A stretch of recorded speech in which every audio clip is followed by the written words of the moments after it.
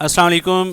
इससे पिछले लेक्चर में हमने डिस्कस किया था कि मैक्स फेजेस होते क्या हैं और उनका स्ट्रक्चर्स क्या होता है, प्रॉपर्टीज़ को इन डेप्थ डिस्कस किया था। अभी हम इस लेक्चर को मुख्तस करेंगे for the sake of synthesis process, for the discussion of synthesis process of max phase.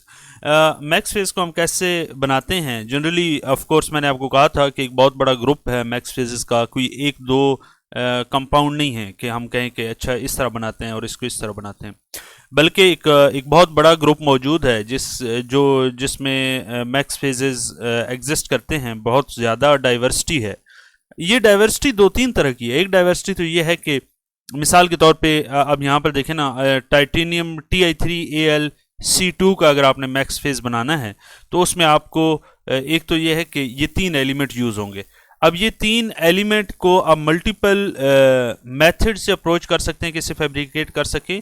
फिर इनकी अमाउंट यानी कम्बिनेशन मुख्तलिफ रख के आप मुख्तलिफ फेजेस बना सकते हैं। तो अब ये अंदाज़ा लगाएं कि same kind of element present होंगे मैक्स फेज के अंदर with different combination, with different स्टोइचोमेट्रिक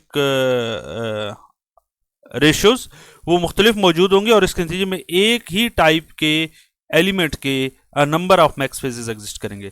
और अगर ये एलिमेंट्स आप चेंज करते जाएं, इनके ग्रुपिंग मुख्तलिफ करते जाएं, तो ये बहुत बड़ी एक फील्ड है, बहुत बड़ा एक ग्रुप है, एक बहुत बड़ा इसके अंदर डाइवर्सिटी है। लेकिन ऑफ कोर्स हम हर एक मेथड को डिस्कस नहीं कर सकते क्योंकि हर एक मैक्स फेज को सिंथेसाइज करने के मल्टीपल रूट्स हैं।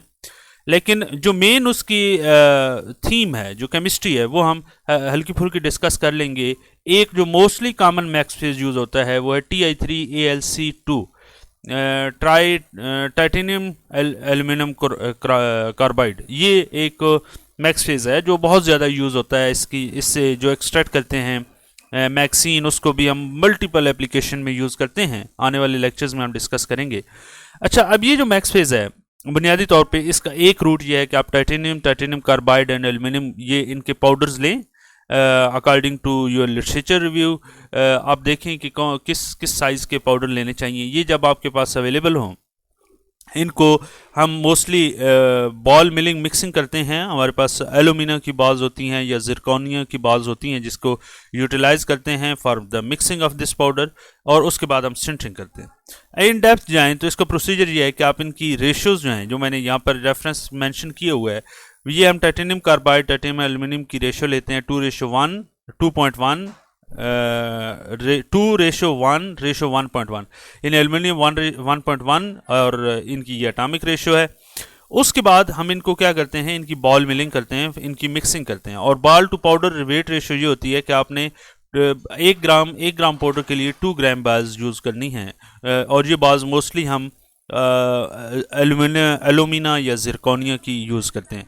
ये मिक्सिंग जो है मोस्टली ऑफ कोर्स हर एक प्रोसेस की, हर एक तरीक़ाकार की ऑप्टिमाइजेशन मुख्तलिफ टाइम के लिए हुई है। लेकिन मोस्टली इस मेथड में जो ये मिक्सिंग है फॉर 18 आवर्स हम मिक्स कर रहे होते हैं।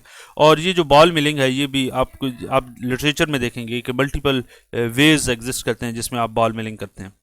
जब ये मिक्सिंग हो जाए, और यहाँ पर आपने देखना है कि ये बहुत इंपॉर्टेंट स्टेप है, क्योंकि अगर आपकी बॉल मिलिंग के दरमियान दो मेजर प्रॉब्लम्स आते हैं। एक तो इसका कंटेमिनेशन का इशू आता है कि आपने कंटेमिनेट नहीं होने देना, इन पाउडर्स को कंटेमिनेट किसी सूरत नहीं होने देना। अगर तो ये कंटेमिनेट हो गए तो ऑफ कोर्स आपकी यील्ड कम होगी और शायद मैक्स फेज आपका बने भी नहीं, कोई और नया प्रोडक्ट वेरिएंट आ जाए।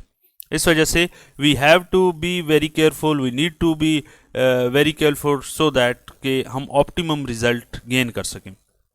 उसके बाद जब हमारे पास ये मिक्स पाउडर मिल जाता है तो हम इसकी सिंटरिंग करते हैं। सिंटरिंग मोस्टली हम इस रूट के थ्रू हम 1400 डिग्री सेल्सियस टेम्परेचर पे करते हैं और इसमें हमने ऑप्टिमम यील्ड हासिल की है। अगर हम इससे कम टेम्परेचर रखेंगे तो ऑफ कोर्स हमारे पास इम्प्योरिटीज़ प्रोडक्ट आएंगे, और अगर इससे ज़्यादा करेंगे तो भी हमारे पास इम्प्योरिटीज़ प्रोडक्ट आएंगे। तो इस रूट में 1400 डिग्री मैक्सिमम टेम्परेचर है जो हम यूटिलाइज करते हैं।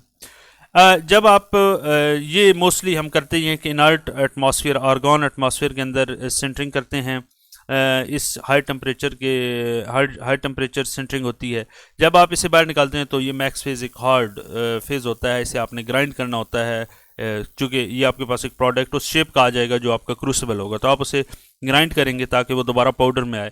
तो ग्राइंडिंग के बाद वो पाउडर बन जाएगा। अब आपने इस मैक्स फेज को वॉश करना होगा। ऑफ कोर्स आपने ग्राइंडिंग की या आपने उसे सेंटर किया तो उसमें कुछ ना कुछ इम्प्योरिटीज़ आई होंगी या कुछ अनरिएक्टेड चीज़ें रह गई होंगी, तो आपको उसे वॉश करना होता है। और ये हम एसिडिक सोल्यूशन में हम इसे वॉश करते हैं। मुख्तलिफ मोलरिटीज एग्जिस्ट करती हैं। मुख्तलिफ रोटेशनल वॉशिंग में हम क्या करते हैं कि हम एक एसिडिक सोल्यूशन लेते हैं, उसमें मैक्स फेज डालते हैं और इसे हम मैग्नेटिक स्टिरर के मदद से स्टिर करते हैं, कंटिन्यूसली स्टिर करते रहते हैं, जिसके नतीजे में जो इम्प्योरिटीज़ हैं वो उसके अंदर डिज़ोल्व हो जाती हैं और हमारे पास मैक्स जो है ना वो गेन हो जाता है। अब इसकी मैक्स फेज की इसके बाद हमने वॉशिंग करनी होती है और ड्राइंग।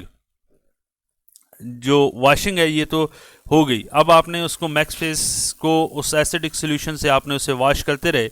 अब आपने उसे ड्राई फेज में लेके जाना है। तो आप क्या करेंगे, आप उसमें वैक्यूम फिल्ट्रेशन करेंगे ताकि जो एसिडिक सोल्यूशन है वो निकल जाए। जो पाउडर होगा उसको आपने बल्कि नहीं, आपने क्या करना है, आपने वॉशिंग उसे एसिडिक सोल्यूशन में करने के बाद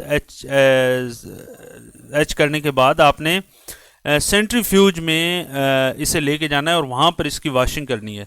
और सेंट्रीफ्यूज प्रोसेस में आप क्या करते हैं कि आप एसिड सोल्यूशन को कम्प्लीटली निकाल देते हैं विद इम्प्योरिटीज़।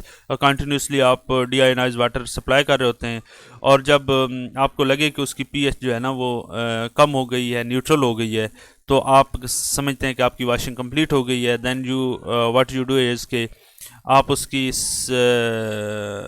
उसकी फाइनली ड्राइंग करते हैं और ड्राई करने के बाद आप वैक्यूम फर्नेस में आप उसे ड्राई कर लेते हैं और आपको मैक्स फेज मिल जाता है।